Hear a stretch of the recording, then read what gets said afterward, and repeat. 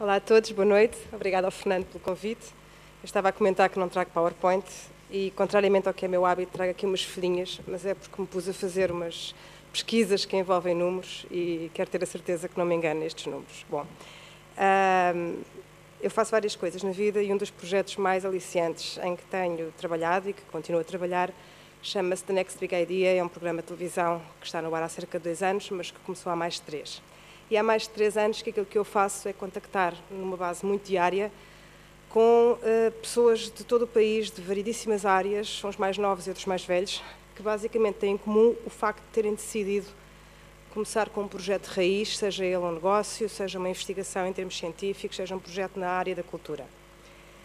E a parte curiosa de o que une estas pessoas todas, além do óbvio, que é a vontade de pôr em pé um projeto próprio, é também, e isto tem-se acentuado nos últimos 2 anos, uma noção, às vezes muito amarga, de que este é um país, e vou citar alguém que esteve cá à tarde, que é um amigo meu chamado Vítor Magalhães, é um país muito do diz-diz e pouco do faz-faz.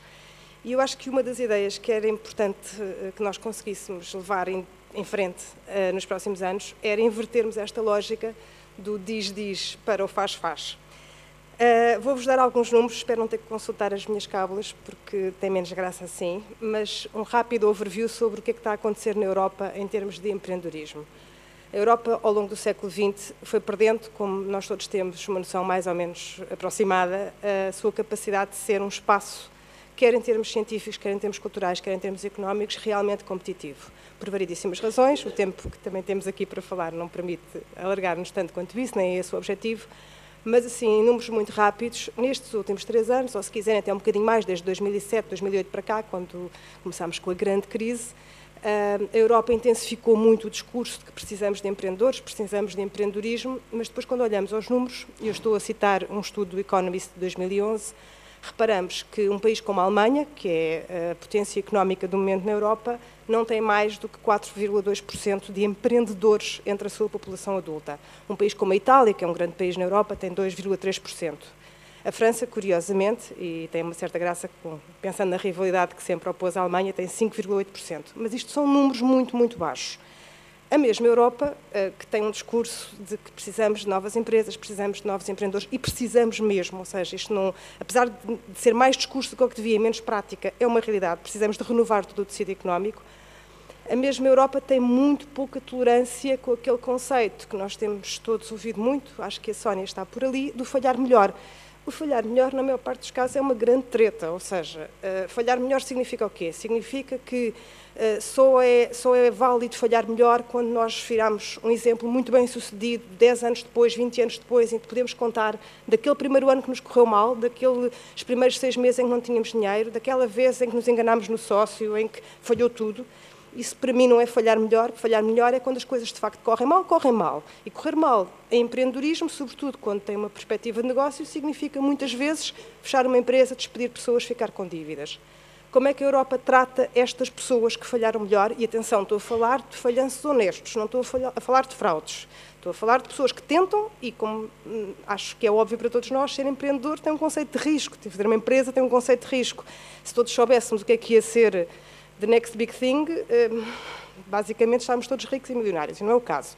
Portanto, o que é que a Europa faz quando alguém falha de forma honesta?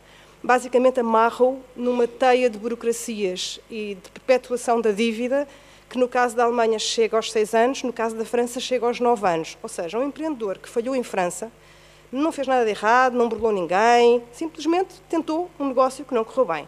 A grande probabilidade que tem é de ficar 9 anos a pagar dívidas fiscais e, em alguns casos, e isto na Alemanha é um bocadinho mais duro, de ficar inibido de concorrer a um conjunto de lugares porque teve a suprema falha de não conseguir que um negócio desse certo. Quando confrontamos isto com discursos que nós ouvimos todos os dias, quer numa vertente mais política, quer até numa vertente de alguns líderes empresariais, de que é importante falhar e temos que falhar muito para aprendermos, que é absolutamente verdade, mas não corresponde àquilo que é a realidade dos factos. Como é que isto se traduz depois quando olhamos para a grande história? A grande história diz-nos que desde 1950, portanto, do pós-guerra até 2007, a Europa apenas conseguiu criar 12 grandes empresas. No mesmo período, os Estados Unidos criaram 52 grandes empresas. Se nós hoje pensarmos nos grandes ícones empresariais, pensamos num Google, num Facebook, numa Apple, numa Amazon, não consta que nenhuma delas seja europeia, não é europeia, não teve condições de nascer na Europa. Tudo isto somado leva-nos até Portugal. Bom, Portugal na Europa, como nós todos sabemos, é um caso ainda um bocadinho mais complicado, por várias razões. Porque somos um país pobre, porque a maior parte das novas empresas não têm capital, de facto, começam com dinheiro de pequenas poupanças, do pai, da mãe que ajuda, do irmão mais velho, de uns quantos amigos que se juntam. E, portanto, quando começa, muitas vezes já começa em prejuízo, porque dali a 3 meses vai ter que começar a pagar impostos, ou no mês seguinte vai ter que começar a pagar impostos, muitas vezes sem ter tido tempo sequer para criar o seu próprio mercado. Outro aspecto complicado nas empresas em Portugal é que, mais uma vez, discurso versus realidade, há de facto uma urgência que todos nós temos, eu tenho filhos adolescentes e, portanto, tenho certamente essa urgência de criar emprego para quem sai das nossas universidades, para quem sai do nosso ensino profissional, para quem sai do nosso ensino secundário, portanto, para aqueles que são jovens, mas quando se começa uma empresa, há pouco, a intervenção anterior falava-se de um ponto que eu acho importantíssimo, nas empresas como nos hospitais tem que haver pessoas que ensinam, pessoas que sabem fazer, porque senão nós vamos ter empresas novas, constituídas maioritariamente, em muitos casos 99% por recém-licenciados, a coberto de regimes de estágio e de bonificações que só existem porque dá imenso jeito à estatística, mas depois não está lá ninguém com quem eles possam crescer, com quem eles possam aprender. E da mesma maneira que uma empresa ou um projeto começa pequeno até se tornar grande, as empresas não nasceram grandes, nenhuma delas, nas empresas as pessoas também crescem, e crescem quando tem alguém ao lado que as ajuda, que as ensina, que tem disponibilidade para elas. E nas empresas em Portugal isso é algo muito difícil de conseguir, porque na maior parte dos casos o apoio que existe, e existem alguns, de facto, em termos de subsídios e de isenções, está completamente focado na contratação de jovens licenciados ou à procura do primeiro emprego, geralmente dupla situação. Algumas ideias que me parecem importantes para que nós possamos aproveitar um momento histórico. Eu acho que nós estamos todos a viver, de facto, anos muito difíceis, dias muito difíceis, mas também acho que, ou espero, pelo menos acho e espero, que o futuro nos fará alguma justiça. Acho que algumas das melhores pessoas vivem na nossa época, acho que temos alguns dos maiores desafios pela frente e acho que é uma época memorável para se viver a vários níveis. E acho que este momento e este palavrão do empreendedorismo, ou pelo menos também espero, que venha a ser transformado no futuro naquilo que outros irão dizer de nós como pessoas que conseguiram dar a volta, como pessoas que conseguiram reinventar um caminho, ou conseguiram encontrar um caminho depois de tudo ter parecido acabado na velha Europa.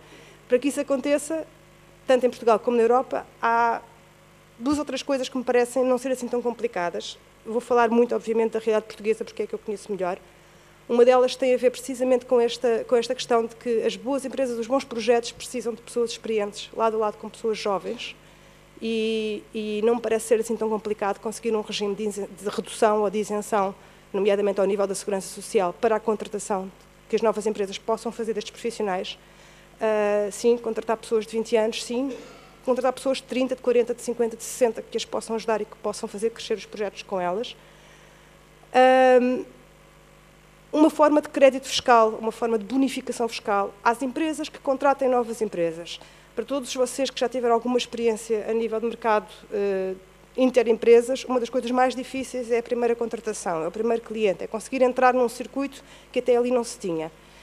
E uma das formas que se podia estimular era precisamente criar alguma forma de bonificação fiscal ou test drive. É assim, ninguém perde nada, experimentar um novo serviço, experimentar uma nova empresa, se correr bem, excelente, abre portas a uma segunda contratação, se não correr assim tão bem, não me parece que a perda seja assim tão grande e houve uma oportunidade real e efetiva de experimentação desse novo serviço.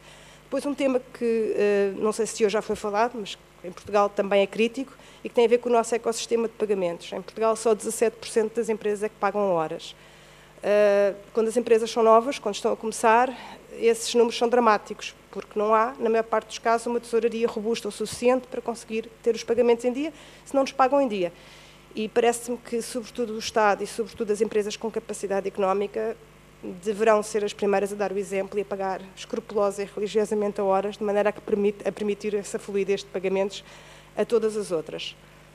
E depois um last but not least, era um tema que eu trazia na Algesbeira como tema alternativo, porque é algo que nos últimos tempos me tem feito especial confusão, que é, sobretudo se calhar em áreas mais mais ligadas à indústria de conteúdos ou às indústrias criativas, e que tem a ver com o trabalhar por visibilidade, ou trabalhar em parceria, que é algo que as novas empresas ouvem muito. Parece-me que isto é algo que tem que haver alguma coragem, a começar pelos próprios, por quem está à frente dessas empresas, que somos todos nós que começamos projetos novos, de dizer não e de saber distinguir o trigo do joio. Uma coisa é participar num projeto em que nós acreditamos, que sabemos que não tem capacidade económica, ou simplesmente porque realmente entendemos que a participação que nos é proposta nos traz uma contrapartida. A outra coisa é aceitarmos como regra que essa palavra abracadabra de visibilidade e parceria sirva como pretexto para contratar serviços sem se pagar por eles. E vou terminar com uma frase que gosto especialmente. Se tivesse trazido o PowerPoint, era essa a frase com que fecharia. É uma frase em inglês que diz que basicamente work for free or for the full price, never for cheap. E eu acho que é assim que deve ser. Muito obrigada e boa noite.